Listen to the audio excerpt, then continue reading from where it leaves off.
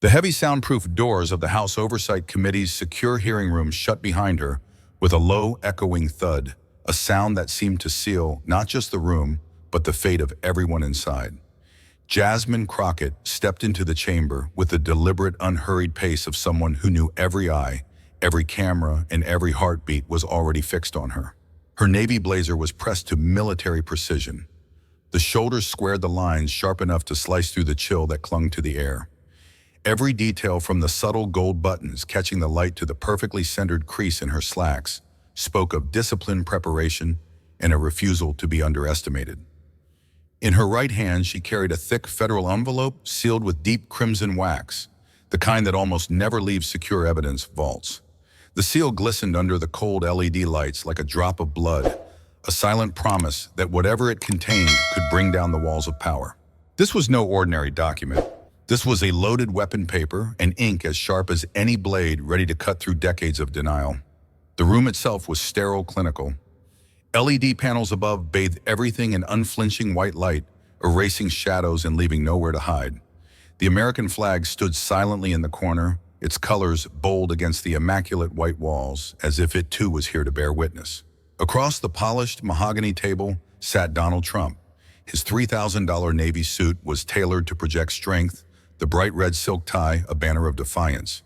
He leaned back in his chair with practiced ease, shoulders broad, legs planted apart, exuding the confidence of a man who had danced through 1,000 political fires without burning. At the corners of his mouth, a smirk, slow, deliberate, curled upward. It was the kind of smile that said, "You can't touch me." But as Jasmine's heels clicked against the marble floor, the sound ricocheting softly through the air, that smirk met the faintest flicker of something else, a question buried deep. Because whatever was in that envelope, it was about to change everything. For 3 long years, Donald Trump had one answer, the same answer whenever the name Diddy came up. No private meetings, no secret deals, just social encounters. He said it in interviews and press conferences and sworn testimony before Congress. Each time the words came out smooth, confident, rehearsed, the verbal bricks of a wall he believed was impenetrable. That wall had protected him from questions that reached into the darkest corners of politics, money, and influence. Because admitting to private dealings with the music mogul would raise questions, Trump could never afford to answer questions about millions in transfers, about late-night meetings behind closed doors, about alliances the public was never meant to see. For 3 years, his version of the story held. Supporters took it as truth. Opponents could only speculate. There was no proof strong enough to shatter that wall until now. Today, Jasmine Crockett wasn't here to argue. She wasn't here to trade insults or score political points. She was here to take a sledgehammer to that wall with documents, photographs, and evidence so airtight that even Trump's most loyal defenders would struggle to breathe. And as she placed the thick federal envelope on the table between them, everyone in that cold, sterile room understood the moment that wall cracked, everything behind it would come crashing down. The hearing room felt like it had been carved out of ice. The air was cool, crisp, just shy of uncomfortable, the kind of cold that made every breath feel sharper than the last. Overhead rows of LED panels poured down unforgiving white light, erasing any shadow that might have offered comfort. Nothing could hide here. Not a twitch, not a bead of sweat, not a glance too quick. The mahogany table stretched between them like a battlefield polished to a mirror finish, reflecting the faces of everyone present, committee members, aides, security, and the press, each frozen in their own mix of curiosity and apprehension. Cameras were stationed at precise angles, their lenses steady, the little red recording lights blinking like watchful eyes. Every seat in the gallery was filled.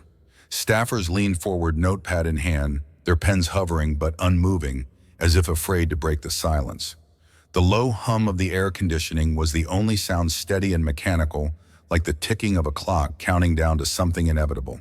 The tension was a living thing, pressing in on every shoulder, crawling across every spine.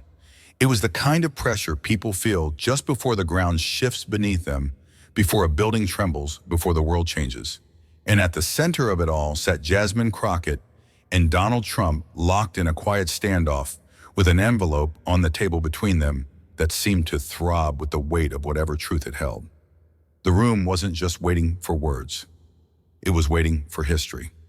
Jasmine Crockett sat with the composure of someone who had been preparing for this moment her entire life. Her navy blazer was more than clothing, it was armor. The cut was sharp, precise, with every seam lying flat, every shoulder perfectly squared. Not a wrinkle dared to appear. The golden buttons gleamed under the LED lights positioned in a perfect vertical line, each catching and reflecting just enough light to draw the eye without seeming flashy. Her hair was pulled into a low, immaculate bun at the nape of her neck, the kind of style that radiated discipline. Not a single strand was out of place. It was severe enough to project authority, yet refined enough to silence any criticism about being too aggressive in a room still dominated by men. In front of her, the table was an organized battlefield. 3 sets of folders lay neatly aligned, red alpha evidence, financial records, transaction ledgers, bank statements, the hard numbers that built the foundation of her case. Blue beta evidence photographs, visual proof images that would connect suspicion to certainty. Black, the smoking gun, still sealed, holding evidence so decisive it would end the debate in one strike. Each folder sat at an exact right angle to the others. Each document inside was tagged, cross-referenced, and authenticated. Her ML Lang pen was placed at a precise diagonal, within easy reach, its metallic body catching the light like a drawn sword. Nothing in Jasmine's setup was accidental. Every detail was calculated to send a message before she ever spoke. I am prepared, I am precise, and I will not miss. Donald Trump sat like a man who had been here 1,000 times before and won. His navy suit was the kind you didn't just buy, it was tailored, sculpted to fit his frame in a way that projected authority. The fabric had that subtle sheen only the finest wool could give, each stitch precise, each line designed to make him appear broader, taller, more commanding than the man beneath. Draped down the center was his signature red silk tie, not just an accessory, but a declaration. Under the unforgiving LED lights, it caught the light like a polished blade, the color loud and deliberate, a banner of defiance.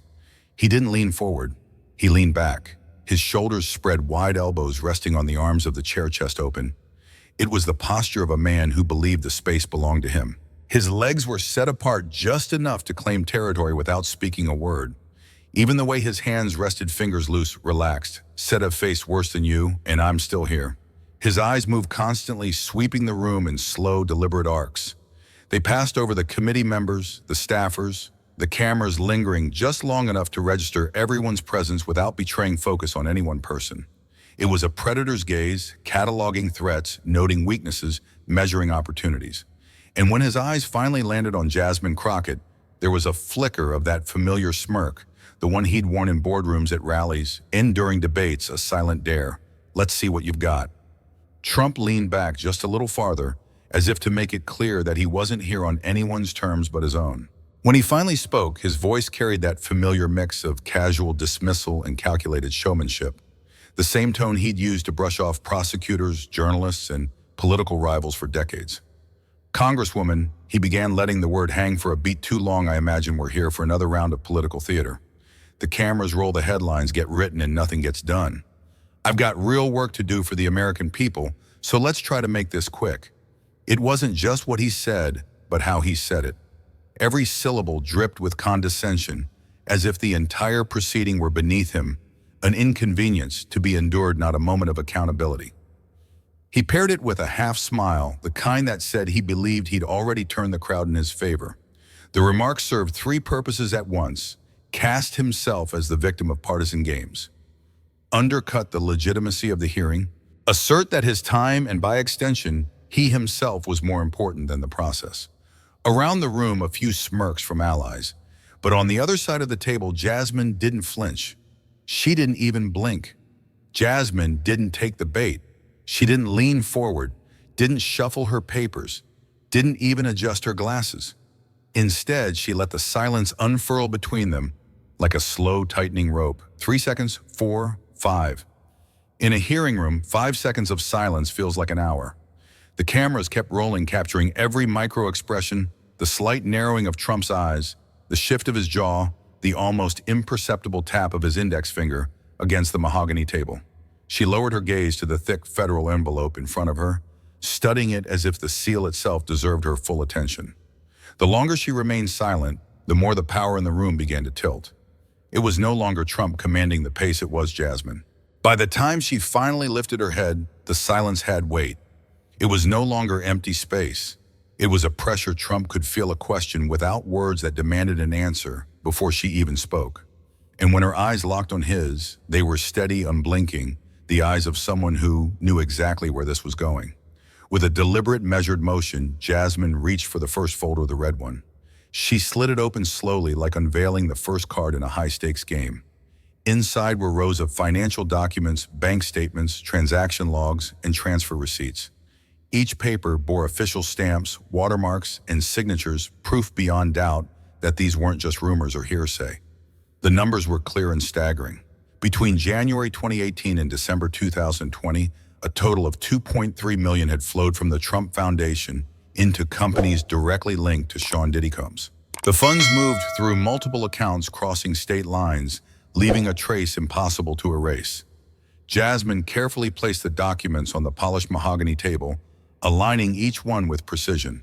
Her voice cut through the tense silence. Would you characterize $2.3 million in transfers as simply knowing someone socially? The question hung in the air, challenging the story Trump had told for years. Jasmine's voice was steady, calm, but it cut through the room like a scalpel. Mr. Trump, would you still call $2.3 million in transfers just social acquaintances? The question hung heavy, impossible to ignore.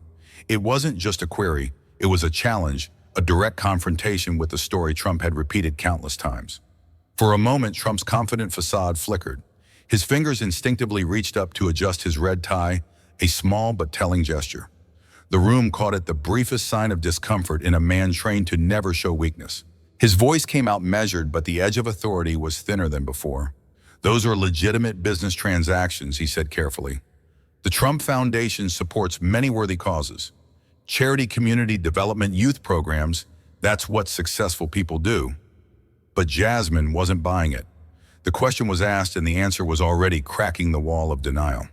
Trump's fingers nervously fidgeted with his red silk tie, a small unconscious act betraying the confidence he tried so hard to project.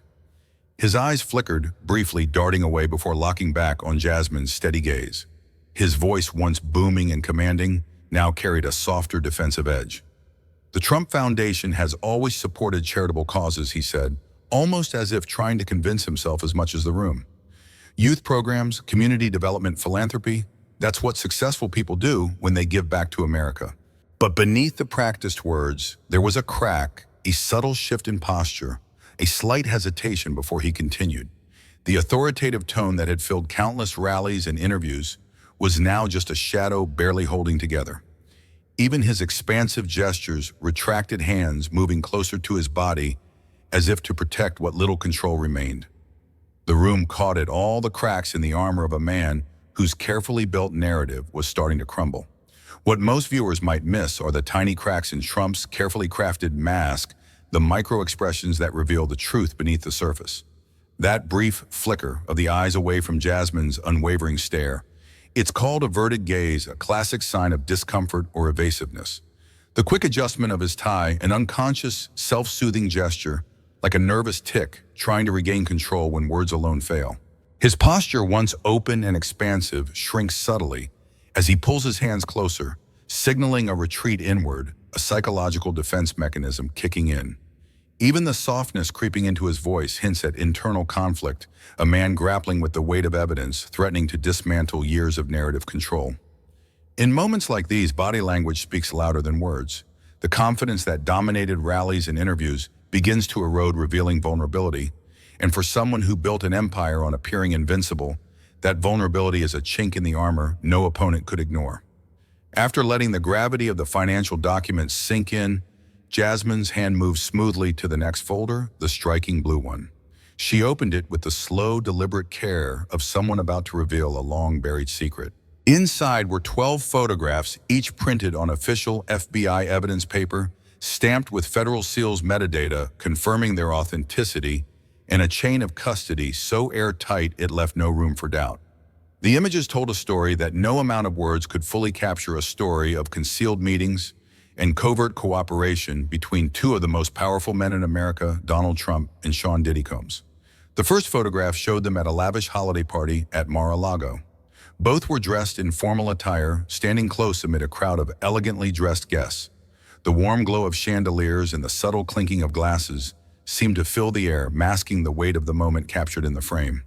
But the expressions on their faces were anything but casual, serious, focused, as if the party was a backdrop to a far more important discussion. Another image showed the two men leaning toward one another across a polished table. Papers were spread out before them, some marked with official stamps and signatures. Their heads were bowed in intense conversation, the closeness suggesting a level of confidentiality and urgency. This was no social chit-chat. This was planning plotting. Further photos revealed them exchanging documents, their signatures visible on some of the paperwork. Handshakes punctuated these meetings, sealing agreements that went far beyond the public eye. One image captured a moment of quiet consultation, a glance exchange that spoke volumes of trust and complicity. As Jasmine placed each photograph carefully on the gleaming mahogany table, the weight of the visual evidence pressed down on the room. The images didn't just contradict Trump's repeated claims of mere social acquaintance, they exposed a hidden narrative of private dealings and coordination. The atmosphere grew heavier. Cameras zoomed in, recording every subtle reaction. Eyes widened, jaws tightened, breaths caught. The room, once filled with confident words and political posturing, now trembled under the undeniable force of truth laid bare. Trump's eyes flickered over the photographs with a hint of unease, though he fought hard to keep his expression neutral. Clearing his throat, he leaned forward, just slightly searching for footing in the storm Jasmine had just unleashed. "It's a social club," he began, voice measured, but carrying an unmistakable defensive edge. "Mar-a-Lago is a beautiful property, a place where successful people come to network, celebrate, and build relationships. People meet, they connect, they create opportunities. That's how business works in America." But something was off. The explanation was longer than necessary, filled with pauses and over-explanations that suggested he was scrambling for justification rather than offering a confident defense. His shoulders tightened, and the casual charm he usually wielded felt force-strained. The more he talked, the more the room seemed to close in the weight of the images pressing down harder. His voice, once a banner of power, now wavered with the subtle tremors of anxiety. Jasmine's fingers brushed over the blue folders, then paused deliberately before reaching for the black one. The folder everyone knew held the heaviest secrets. She lifted it with care, placing it on the table like a judge laying down a final verdict. Her voice remained calm, but every word was loaded with intent. "Mr. Trump," she began, "this black folder contains documents relating to mutual protection agreements and coordinated messaging strategies, efforts designed to shield certain dealings from public scrutiny." She let the words hang in the air, heavy and unmistakable. The phrase mutual protection echoed like a challenge, hinting at alliances built not on transparency, but on secrecy and complicity. Eyes around the room narrowed, even some of Trump's staunchest allies shifted uncomfortably. Jasmine's tone made it clear this was no longer a game of social gatherings. This was orchestration, collusion, and deliberate cover-up. The room's tension thickened, and the veneer of control Trump had clung to began to crumble, one carefully chosen phrase at a time. Though the industrial air conditioning hummed steadily, the atmosphere in the room thickened with tension. The temperature seemed unchanged, but an unmistakable change was visible on Donald Trump's face. A single bead of sweat appeared on his forehead, gleaming under the stark LED lights like a flashing warning light. His hands, which had rested with casual confidence only moments before now, betrayed him. The fingers twitched with a subtle tremor, almost invisible to the untrained eye, but clear to anyone watching closely. It was the nervous tick of a man grappling with pressure far beyond what rehearsed words could control. Trump reached for a handkerchief, dabbing at the sweat, but the motion was guarded quick, as if he were trying to hide the very sign of his unraveling composure. His posture shifted, shoulders stiffened, chest tightening, as if trying to hold himself together in the face of mounting weight. Even his breathing changed. What had been steady and controlled began to shorten and quicken, betraying an internal struggle. These small details, the trembling fingers, the tightening jaw, the fleeting anxiety flickering in his eyes, spoke louder than any statement could. They revealed cracks forming beneath the polished exterior of a man used to controlling every narrative. Across the table, members of the committee exchanged quick, knowing glances. The man who once entered rooms commanding attention now seemed vulnerable, cornered by evidence that left no room for denial. The silent language of his body told a story of a fortress beginning to crumble, the facade of invincibility slowly shattering under the weight of truth. The cameras captured every nuance, broadcasting these subtle signs to the world. The carefully crafted image of power was fracturing moment by moment under the relentless pressure of undeniable evidence. With the room hanging on a knife's edge, Jasmine reached for the final folder of the black one. The weight of the moment pressed down as she carefully broke the red wax seal, the crack echoing sharply in the silent chamber like the snap of a gavel. Inside lay 12 photographs, each one a damning piece of proof printed on official FBI evidence stock, time-stamped and authenticated beyond dispute. The images told a story Trump had sworn never existed. Private meetings between him and Sean Diddy Combs at Mar-a-Lago documents spread across the table, intense conversations and signatures on papers that sealed secret deals. Each photograph peeled back another layer of denial, unraveling the carefully constructed narrative that Trump had protected for years. The faces, the setting, even the subtle lighting matched security footage and architectural analysis irrefutable and chilling. As Jasmine placed the photographs down one by one on the polished mahogany, the room felt the gravity of the revelation settle like a heavy fog. The silence that followed was thick, almost tangible, as if the very air held its breath in collective disbelief. As the photographs landed on the table, the air seemed to freeze. Trump's eyes locked onto the images with disbelief, a flicker of shock breaking through his practiced calm. His lips parted as if to speak, but no sound came out. His hands, which had moments ago been steady and commanding, now trembled visibly. The subtle quiver started at his fingertips and spread slowly through his palms and wrists, betraying the inner turmoil. For a man so accustomed to controlling every narrative, this was a rare moment of vulnerability. His usual smirk vanished, replaced by an expression of stunned silence, a man suddenly stripped bare by irrefutable truth. The cameras captured every detail in high definition, the twitch of his fingers, the wavering in his breath, the sharp intake of air. Around the room, even those most loyal could not hide their shock. In that suspended moment, power shifted. The man who had long commanded the spotlight was now reduced to silence, overwhelmed by evidence that denied any escape. Moments like these have a way of exposing the unshakable fate of power, the cracks that only irrefutable evidence can reveal. History is full of figures who built empires on influence, charisma, and control, only to see it all crumble when faced with undeniable proof. From presidents to corporate giants, the pattern repeats: a confident mask slowly slipping a practiced voice, faltering a body betraying what the mind refuses to admit. It's a universal language of downfall, written not in words, but in micro-expressions and subtle gestures. Trump's reaction wasn't unique. It was part of a long lineage of powerful people caught off guard by the weight of truth. His trembling hands, silent lips, and unfocused gaze echo those moments when power meets its most relentless adversary evidence. For viewers, these glimpses behind the curtain are a rare and revealing look at the human side of power, vulnerable, fragile, and far from invincible. Breaking the heavy silence that had settled over the room, Jasmine's voice rang out clear and unwavering, cutting through the tension like a finely honed blade. Integrity isn't optional for public servants. The statement wasn't shouted or dramatized. It was delivered with quiet authority, each word deliberate and weighted with the gravity of truth. The phrase hung in the air, powerful and unyielding, like a moral verdict handed down in a courtroom. It was more than just a reminder, it was a challenge, a call to uphold the very foundation of democracy. Around the room, faces, hardened eyes locked in focused intensity. Even Trump's trembling hands seemed to pause, the weight of those words pressing down on everyone like a solemn decree. This wasn't politics as usual. This was accountability in its purest form, the kind that shakes empires and changes history. The room fell into a silence so heavy it felt almost suffocating, stretching and expanding like a living thing. 15 seconds, a brief moment on the clock, but an eternity in the charged atmosphere of that hearing room.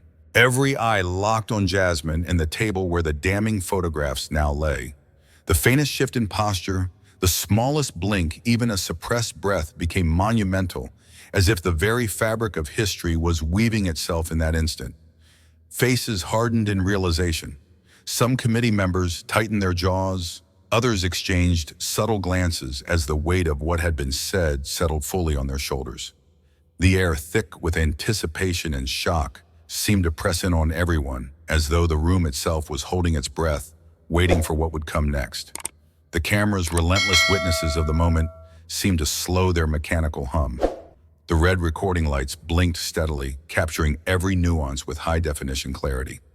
Every frame would be dissected, analyzed, and replayed by millions, cementing this moment in the annals of political history. There was no need for words.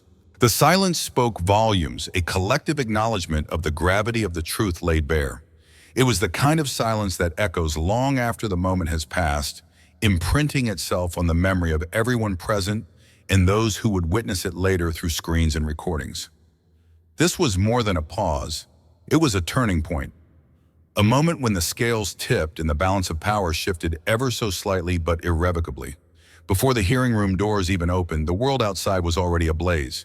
Within minutes, clips of Jasmine's decisive statement, "Integrity isn't optional for public servants," exploded across social media platforms. The hashtag integrity not optional skyrocketed, trending in 12 languages and across continents.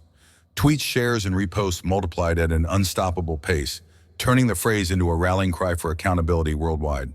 Newsrooms scrambled to adjust their coverage. Editors shifted front pages. Television producers interrupted regular programming to broadcast the historic moment. Journalists dissected every second of the footage, analyzing body language, voice tone, and the seismic reaction it had triggered. From Washington to Tokyo, from London to Lagos, the clip became a symbol, a powerful reminder that even the highest seats of power must answer to truth. Discussions ignited in cafes, boardrooms, and living rooms, stirring debates about transparency, justice, and the future of democracy. The digital world was ablaze with conversation, each share reinforcing a collective demand that integrity be non-negotiable in public service. The explosive revelations didn't just ripple through the political landscape, they sent shockwaves across party lines. On one side, Trump's most loyal allies scrambled to spin the narrative, offering defenses that sounded increasingly hollow under the crushing weight of the evidence. Statements poured out trying to frame the hearings as partisan attacks, but the damning photographs and meticulous documents were impossible to dismiss. Across the aisle, political opponents seized the moment with fierce determination. They hailed Jasmine's presentation as a masterclass in accountability, proof that no one, no matter how powerful, is above the law. Yet even some critics admitted the undeniable strength of the evidence. Media analysts and commentators from both camps found themselves forced to acknowledge the gravity of what was presented.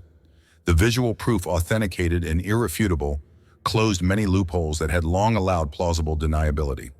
This rare moment of bipartisan consensus, born not of political convenience, but of overwhelming truth, left the nation watching with a mixture of hope, disbelief, and a thirst for justice. As the waves of evidence crashed relentlessly, Donald Trump found himself losing grip on the narrative he had so carefully controlled for years. The confident voice that once commanded rooms was now overshadowed by the undeniable weight of truth. His attempts to redirect or deflect fell flat against the avalanche of facts laid bare by Jasmine Crockett's meticulous presentation. Meanwhile, Jasmine emerged not just as a politician, but as a symbol, a beacon of integrity and accountability in a landscape too often marred by secrecy and denial. Her calm professionalism, combined with unwavering resolve, resonated deeply with a public hungry for honesty and justice. In a world craving genuine leadership, Jasmine's poised demeanor and unyielding pursuit of truth transformed her into an emblem of hope. The contrast couldn't have been clearer: a man struggling to maintain control versus a woman embodying the very principles that democracy demands. The battle for truth wasn't just political. It was deeply personal, and its outcome would echo far beyond the walls of the hearing room. This story is far more than a clash between two individuals. It is a testament to the enduring strength of the rule of law. It reminds us that no one, regardless of power or position, is above accountability. That truth, when pursued with diligence and integrity, has the power to dismantle even the most formidable walls of deception. Jasmine Crockett's unwavering dedication is a beacon illuminating the path for those who believe in justice and democratic principles. Her methodical approach and steadfast resolve show that courage and preparation can challenge even the most entrenched power. In a world too often shadowed by doubt and cynicism, this moment reaffirms our faith in institutions designed to protect truth and fairness. It tells us that democracy is not fragile, it is resilient, capable of self-correction when the people demand it most. Ultimately, this is a story of hope that integrity isn't optional but essential, and that the pursuit of truth remains the cornerstone of a just society. Without integrity, democracy crumbles. This isn't just a statement. It's a timeless warning echoing through history and resonating across generations. Every era faces its own test moments when the pillars of justice and truth are challenged. The strength of a society lies not in the power of its leaders alone, but in the collective commitment of its people to uphold honesty and accountability. Jasmine Crockett's words serve as a clarion call to every generation. The fight for integrity is ongoing, relentless, and essential. Without it, the very foundation of democratic governance weakens and risks collapse.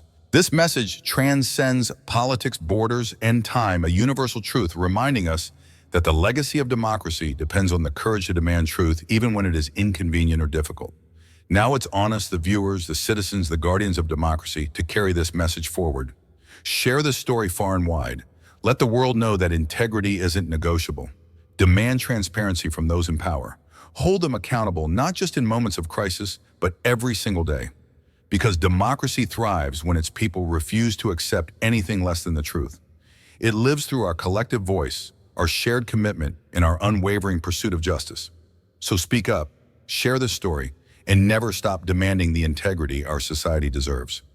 Just when you think the truth has been fully uncovered, the story takes another unexpected turn.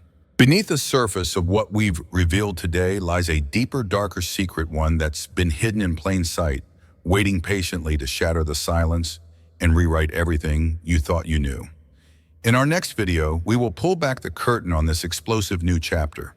The revelations there will challenge the powerful, expose new layers of deception, and force us all to confront realities far more complex than what meets the eye. This isn't just another political scandal, it's a seismic event that could change the course of history. So don't miss out. Stay with us, stay informed, and prepare yourself for a journey into the heart of a story that's far from over. Because in the world of power and politics, the deeper you dig, the darker it gets, and the truth always finds a way to come out. This story teaches us that no matter how powerful or influential someone may seem, integrity and accountability are the true foundations of lasting respect and trust. Power built on deception and denial is fragile, and truth, no matter how deeply buried, will always find a way to surface. In our own lives, this reminds us to stand firm in our values, to be honest with ourselves and others, and to hold ourselves accountable even when it's difficult. Integrity isn't just a public ideal. It's a personal commitment that shapes who we are and how we live. If you believe in the power of truth and the importance of holding those in power accountable, join our community.